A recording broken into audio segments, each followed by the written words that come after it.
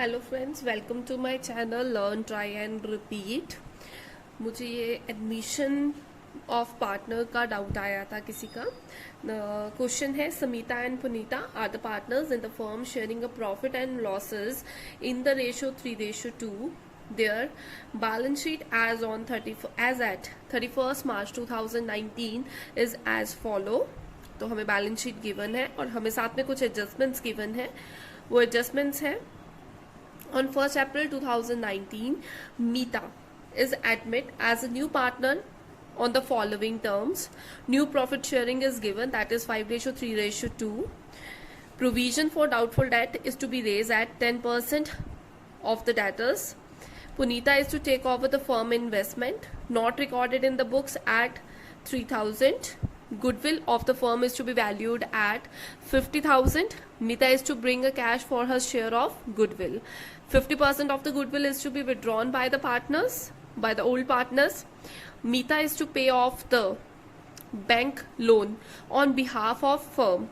The amount due to her by the firm to be considered as a part of the capital contribution. So this is important point. Point number F and G is very important. Meeta to pay off the bank loan on the behalf of firm.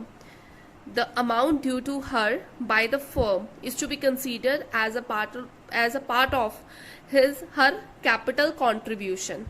Meeta is to bring in the balance of her capital in cash, as so make her capital equal to 1/5 of the total capital of the firm. और आपको 2 parts करने के लिए उसके कहे हैं, you are required to pass journal entries at a time of मीटा admission, and second you have to prepare the balance sheet of reconstituted firm, कि जब वो मीटा एडमिट हो गई उसके बाद क्या क्या हुआ, बैलेंस शीट कैसी होगी, आपने वो फॉर्म करना है। तो सबसे पहला मेन क्वेश्चन है हमारा जर्नल एंट्रीज का, इसलिए मैं अपना जर्नल एंट्रीज के लिए 1 and 2 पेजेस लीव कर रही हूँ। उसके बाद सबसे पहले हम रीवैल्यूएशन अकाउंट बनाएंगे on the basis of our question. तो सबसे पहले अपने उसने हमें कहा है, सेकंड एंट्री है प्रोविजन, सेकंड पॉइंट जो बी पॉइंट दिया है, provision for doubtful debt is to be raise at 10% of the debtors. तो वो रेस करने हैं, दिस इज योर लाइबिलिटी। और जब इंक्रीज इन लाइबिलिटीज आता है तो आपके डेबिट साइड पे आता है। सो यहाँ पे फॉर्मेट बना देते हैं, पर्टिकुलर्स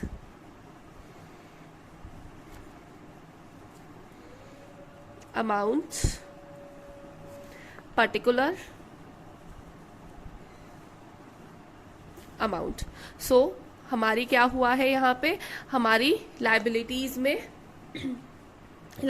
में इंक्रीज आया है। सो यहां हम लिखेंगे टू प्रोविजन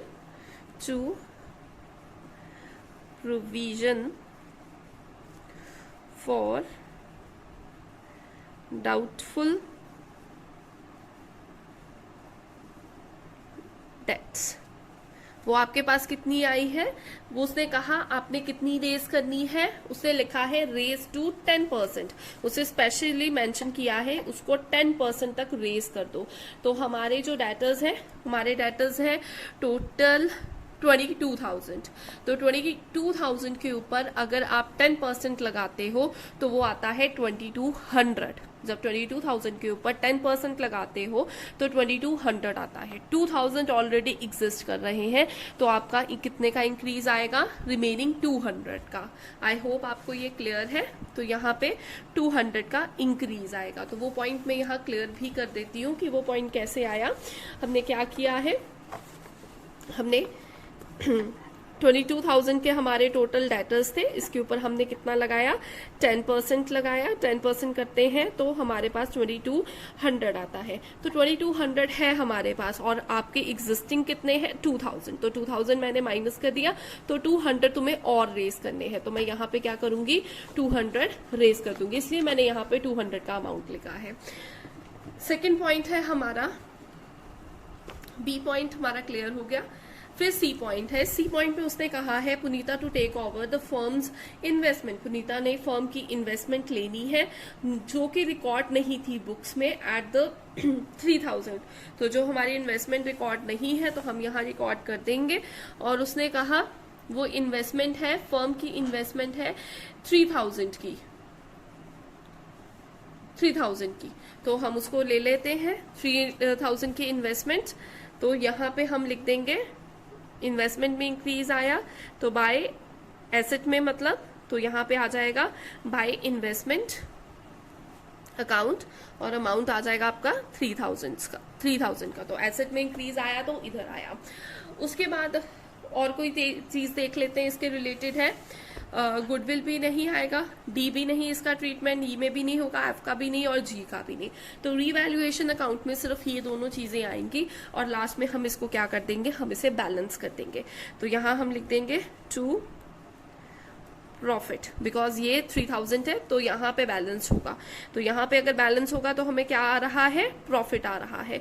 तो to profit transferred to old partners, और किसको करेंगे, ओल्ड पार्टनर्स को रुक करेंगे। तो ओल्ड पार्टनर्स को हम ये प्रॉफिट उनकी ओल्ड रेशो में डिस्ट्रीब्यूट कर देंगे। तो ये तुम्हारा प्रॉफिट टोटल आ रहा है 2800 और तुम्हारे पार्टनर्स का नाम है स्मिता एंड पुनीता। अब इनके पार्टनर्स की डिस्ट्रीब्यूशन कैसे होगी, इनका जो ये अमाउंट है वो कैसे डिस्ट्रीब्यूट होगा, ये इनकी ओल्ड रेशो में होगा जो कि तुम्हें दी हुई है 3:2। तो हम इस अमाउंट को 3:2 में कैसे डिवाइड करेंगे, 2800 इंटू 3 डिवाइडेड बाय 5। हमारे पास स्मिता का अमाउंट आ जाएगा 1680। वैसे ही 2800 इंटू 2 डिवाइडेड बाय 5 हमारे पास पुनीता का अमाउंट आ जाएगा 1120, 1120। So this is all about our revaluation account. तो यहाँ पे हमारा रीवैल्यूएशन अकाउंट फिनिश हो रहा है। तो यहाँ पे हम उनकी टोटलिंग कर देंगे। अब नेक्स्ट पार्ट हम करेंगे अपना पार्टनर्स का कैपिटल अकाउंट बनाएंगे। अब हम बनाएंगे पार्टनर्स के कैपिटल अकाउंट। सो पार्टनर के कैपिटल अकाउंट बनाने के लिए सबसे पहले हम उनके बैलेंसेस लिखेंगे जो कि तुम्हें गिवन है 30,000 एंड 40,000, और हमें न्यू पार्टनर का भी अमाउंट नहीं गिवन, तो हमने वो फाइंड आउट करना है। तो सबसे पहले हम बैलेंस ब्रॉट डाउन करते हैं। तो यहाँ लिखेंगे बाय बैलेंस ब्रॉट डाउन। सो एक का है 30,000 एंड दूसरे का है आपका 40,000। तो ये दोनों के बैलेंसेस आ गए। नाउ सेकंड स्टेप, पहले इसके रिलेटेड सारी इंफॉर्मेशन कर लेते हैं। हम क्या करते हैं, जो हमारी ऑलरेडी बैलेंस शीट में चीजें गिवन होती हैं वो पार्टनर्स में हम डिस्ट्रीब्यूट कर देते हैं। तो हमें क्या क्या गिवन है पहले चेक कर लेते हैं। हमारा आपका यहाँ पे ये नहीं जाएगा, बैंक लोन को अभी मत छेड़ो, आपका जाएगा जनरल रिजर्व। तो जनरल रिजर्व को हम पार्टनर्स में डिस्ट्रीब्यूट करेंगे। तो यहाँ लिख देंगे bye general reserve. General reserve को क्या करेंगे, जनरल रिजर्व को कितने का जनरल रिजर्व है, आपका जनरल रिजर्व है 10,000 का। तो इस 10,000 को हम दोनों पार्टनर्स में डिस्ट्रीब्यूट कर देंगे इन ओल्ड रेशो। तो आपके पास आ जाएगा 6,000 एंड 4,000। क्लियर। अब उसके बाद हमारा क्या है, इसे ओल्ड रेशो में किया है, यहां मेंशन कर देती हूं 3:2 में किया है। उसके बाद नेक्स्ट स्टेप हमारा उसके बाद है और कुछ पहले देख लेते हैं, कुछ डिस्ट्रीब्यूट करने वाला है नहीं। तो हम क्या करेंगे, डिस्ट्रीब्यूशन के लिए और कुछ नहीं है अंदर बैलेंस शीट के। अब नेक्स्ट स्टेप क्या है, सबसे पहले हम इनके डालेंगे रीवैल्यूएशन के अमाउंट। तो यहाँ पे रीवैल्यूएशन का अमाउंट डाल देते हैं बाय रीवैल्यूएशन के अमाउंट्स आए हैं 1680, 1120। ये दोनों रीवैल्यूएशन के अमाउंट आ गए।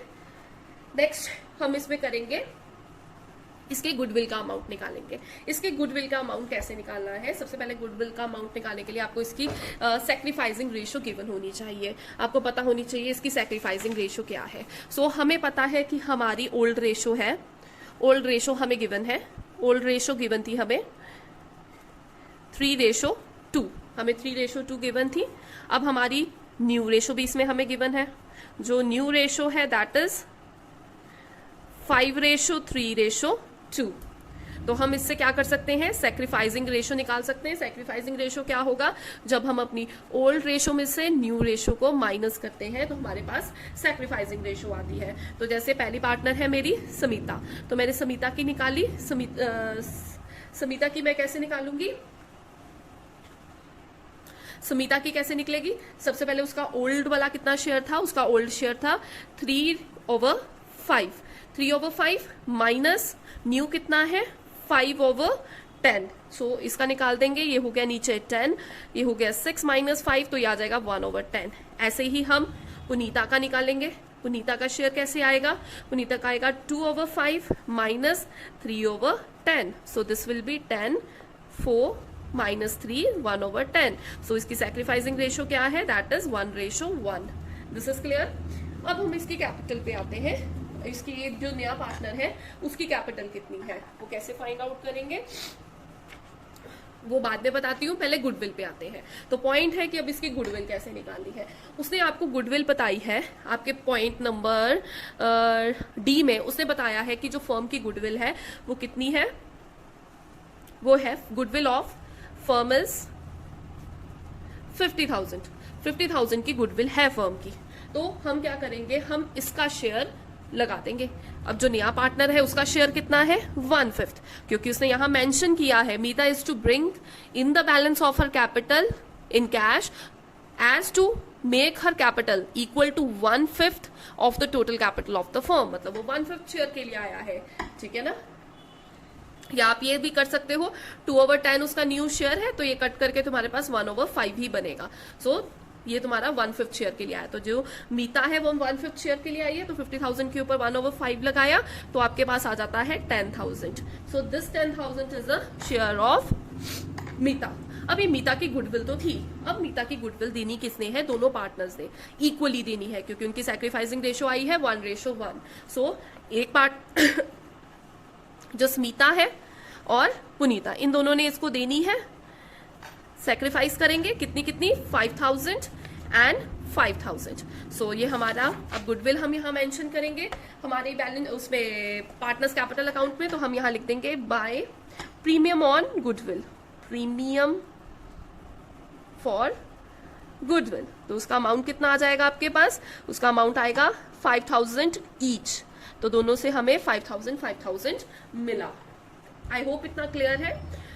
अब उसने कहा था कि यहां पे आपको कहा था कि 50% ई पॉइंट था आपका. ई पॉइंट में उसने मेंशन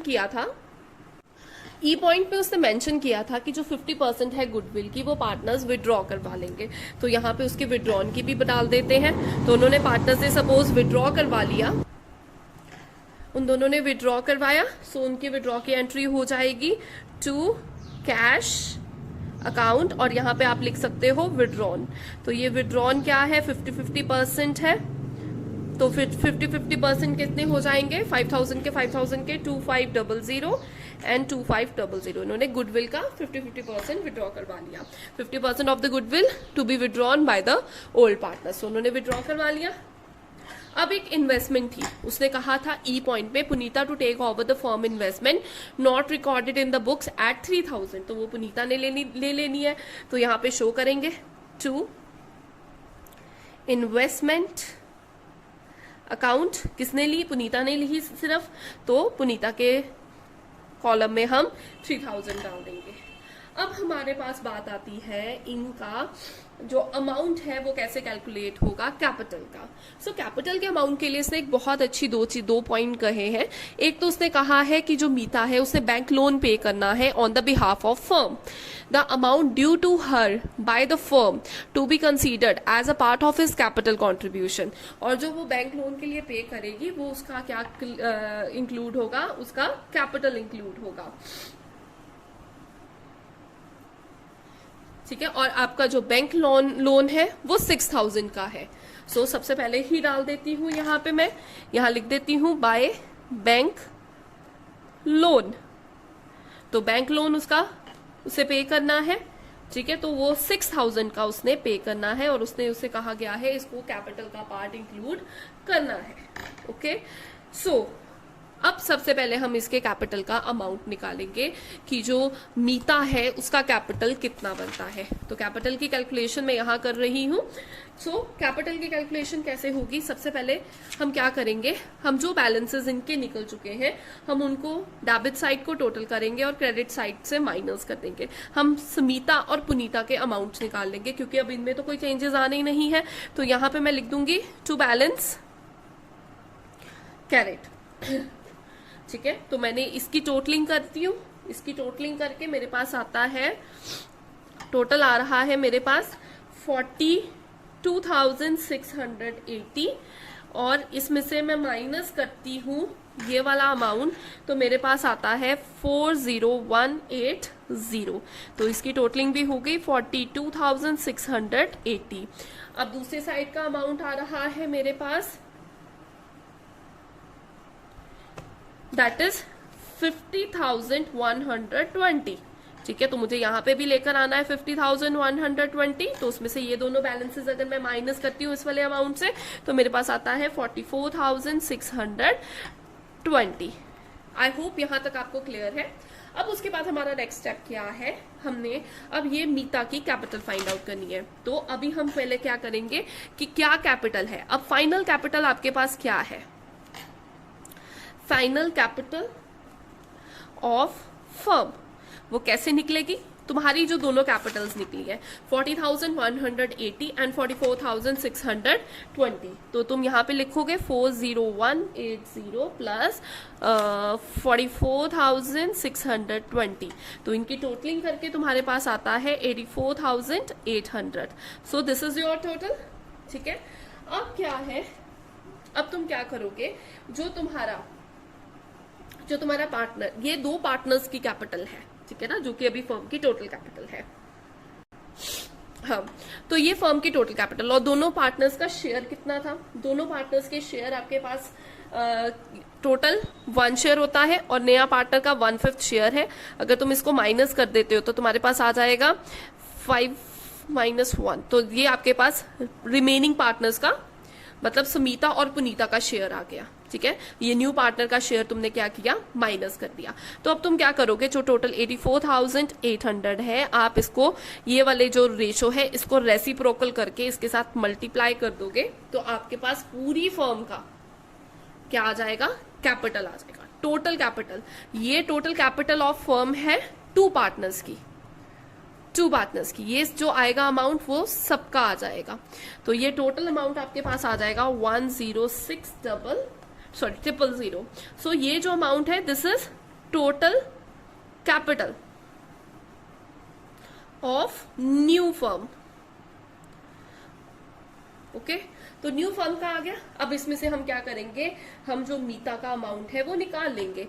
सो ये 106,000 था और मीता का शेयर था 1/5।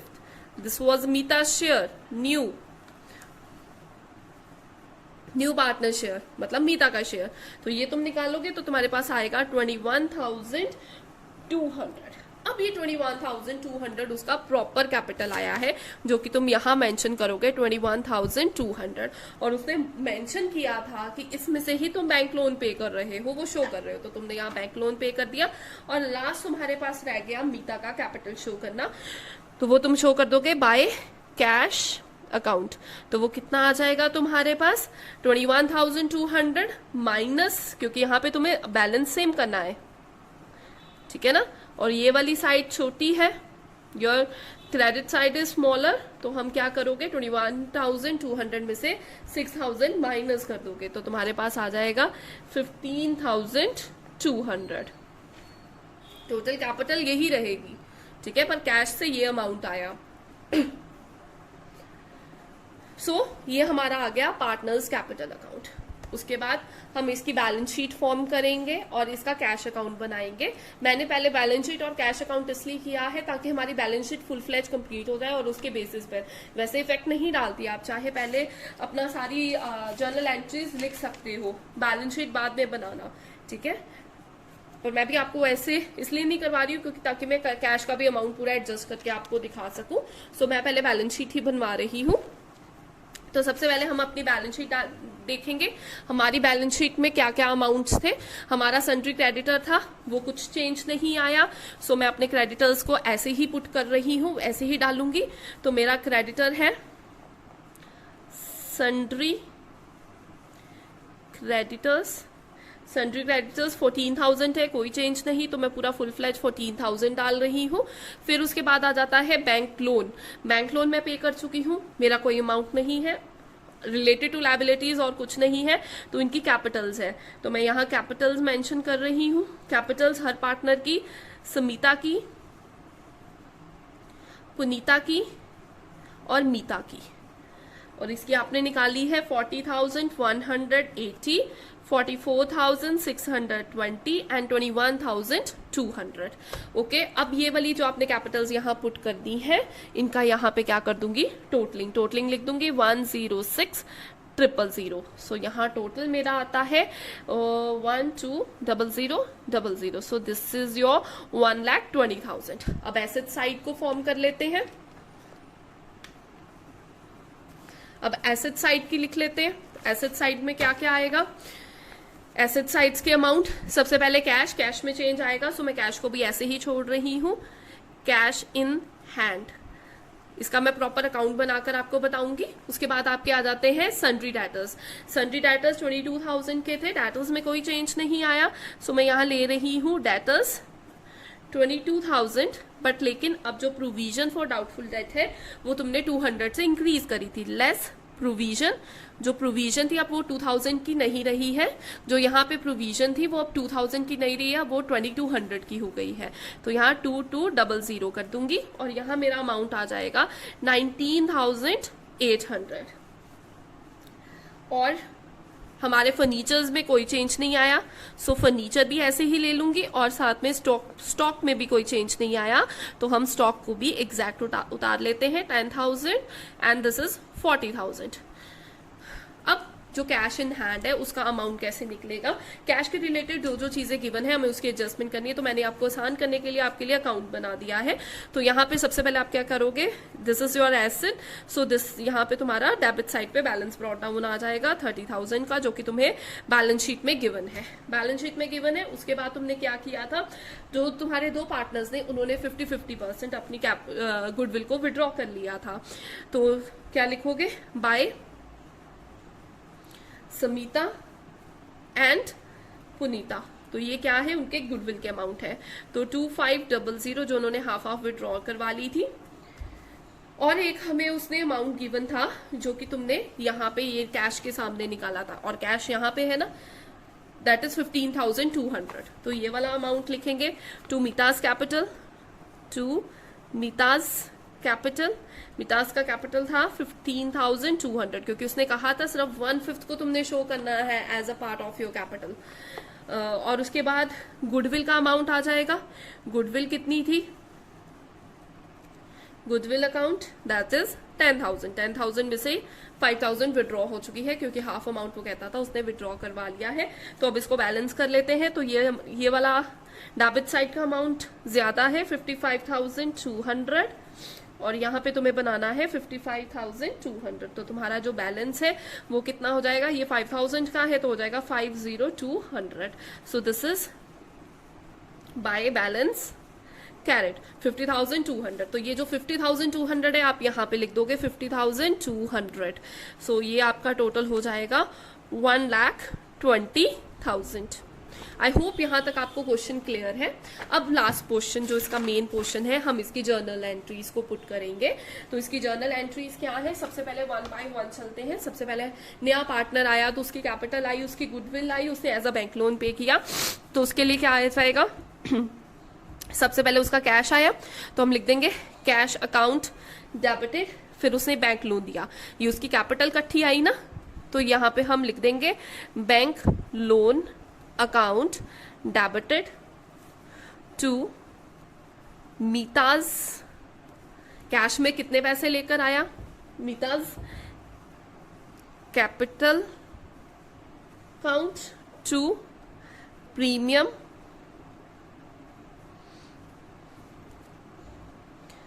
For goodwill. अब वो कैपिटल लेकर आया है, ठीक है, तुम्हें पैसा आया। मीताज की कैपिटल कितनी थी, टोटल थी 21,200, जो कि तुमने यहाँ पे मेंशन करी है 21,200। और गुडविल के साथ वो कितना लेकर आया, 10,000 लेकर आया था। अब उसमें से बैंक लोन कितने का था, 6,000 का था, और जो रिमेनिंग अमाउंट है वो आप यहाँ लिख दोगे 25,200। सो यहाँ पे लिख दोगे being capital and goodwill brought in cash and bank loan पे। आई होप नरेशन आप लिख सकते हो, यहाँ पे आपने मेंशन करनी है, नरेशन के अलग मार्क्स होते हैं तो जरूर मेंशन करो। बीइंग उसके बाद सेकेंड एंट्री डालने लगी हूं कि जब उन्होंने गुडविल दोनों पार्टनर्स ने उसको दी, तो जब गुडविल दोनों पार्टनर्स ने दी तो हम क्या लिखेंगे, premium for goodwill account debited to Smita capital account to Punita's capital account. तो यहाँ पे 10,000 टोटल अमाउंट था तुम्हारा, 5,000 एंड 5,000 तुम दोनों उन्होंने तुम्हें पार्टनर्स ने दिए। तो यहाँ तुम लिख सकते हो being goodwill compensated by old partners in sacrificing ratio that is 1:1। उसके बाद नेक्स्ट है गुडविल पार्टनर्स ने 50-50% विड्रॉ करवा ली थी, तो दोनों पार्टनर्स ने करा ली, तो उसके अकाउंट क्या हो जाएंगे, Samita's capital account debited, Punita's capital account debited to cash account. So उन्होंने विड्रॉ करवाए थे 2500 क्योंकि हाफ अमाउंट करवाया था, तो ये टोटल तुम्हारा आ जाएगा अमाउंट। यहाँ टोटल, यहाँ पे 25, तो यहाँ पे आप लिख दोगे being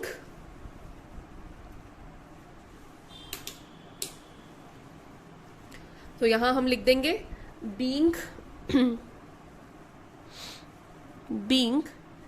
50% goodwill withdrawn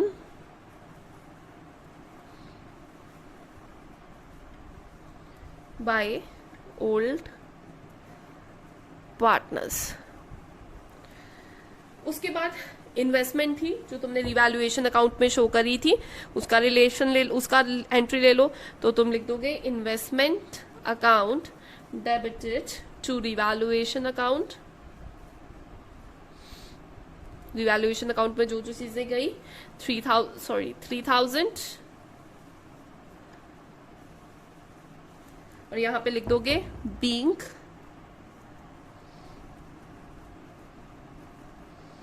investment recorded in books.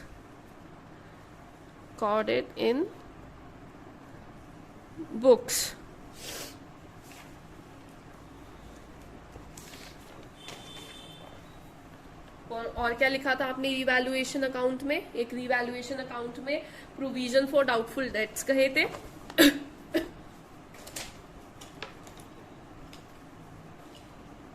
सो उसकी एंट्री डाल देंगे, उसकी एंट्री आ जाएगी रिवैल्यूएशन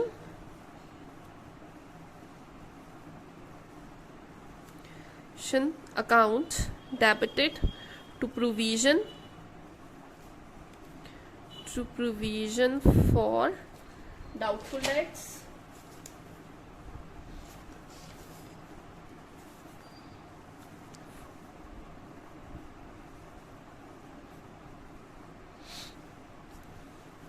और 200 की क्रिएट करी थी, इसलिए सिर्फ 200 से बीइंग लिख देंगे। यहाँ पे पूरी नरेशन मेंशन करना, उसकी अगली एंट्री आपकी पड़ जाएगी जो रिवैल्यूएशन का प्रॉफिट आया है।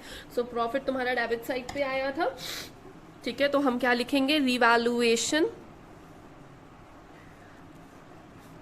अकाउंट डेबिटेड टू पार्टनर्स में गया to समिता's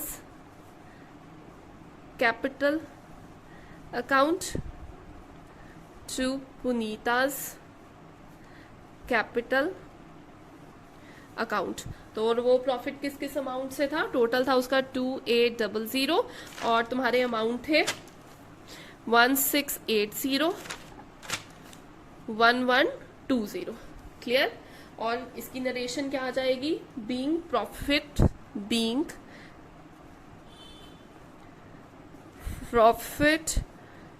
on revaluation distributed among the partners, among the old partners. उसके बाद क्या है, तुमने जर्नल रिजर्व डिस्ट्रीब्यूट किया था तो उसकी एंट्री डाल दो. जर्नल रिजर्व को दोनों पार्टनर्स में दिया था, so general reserve account debited to Samita's capital account. मतलब उन्होंने कंट्रीब्यूशन कर दी, अमाउंट को निल कर दिया टू समीताज एंड टू पुनीताज. उनसे ये पैसे ले लिए गए, आपने अपना जो जनरल रिजर्व है उसमें डाल दिए. तो ये कंप्लीट कर दिया तुमने, निल कर दिया. इसका अमाउंट टोटल था तुम्हारा 10,000 का और 6,000 एंड 4,000 इसका शेयर था, क्योंकि 3:2 में तुमने डिस्ट्रीब्यूट करना था. ठीक है, being general reserve distributed among the partners in the old ratio. तो इसका बीइंग भी मेंशन कर दोगे आप. उसके बाद आपकी लास्ट एंट्री रह गई है जो आपकी इन्वेस्टमेंट थी वो किसने ली थी, पुनीता ने ली थी. तो हम क्या करेंगे, हम Punita's capital account debited to investment account. तो यहाँ पे क्या लिखेंगे, being investment taken by Punita. तो पुनीता ने यहाँ इन्वेस्टमेंट ले ली है और उसका अमाउंट है आपका टोटल 3,000. ये जर्नल रिजर्व पार्टनर्स में डिस्ट्रीब्यूट हुआ था, उनको मिला था, इसलिए हमने यहाँ जर्नल रिजर्व अकाउंट डेबिटेड करा था. और यहाँ पे क्या है, यहाँ पे जो इन्वेस्टमेंट है वो पुनीता ने पे ऑफ, उन्होंने ले ली है इन्वेस्टमेंट को. फर्म की जो इन्वेस्टमेंट थी वो पुनीता ने ले ली है. तो यहाँ पे हम क्या लिखेंगे, पुनीता के अकाउंट को डेबिट करेंगे टू इन्वेस्टमेंट. ये उनसे ली गई थी, इनको दी गई है. तो यहाँ डिफरेंस है. आई होप आपको ये क्लियर है. और अगर आपको इस क्वेश्चन में कोई भी डाउट है या ऐसे रिलेटेड किसी क्वेश्चन में डाउट है तो आप ज़रूर मेरे कमेंट सेक्शन में बताएं. और ये भी बताएं आपको ये वीडियो कैसी लगी, ताकि अगर कुछ चेंजेस करने हैं तो मैं चेंजेस ज़रूर कर सकूं. Thank you for watching my video. Please like and subscribe my channel. Thank you.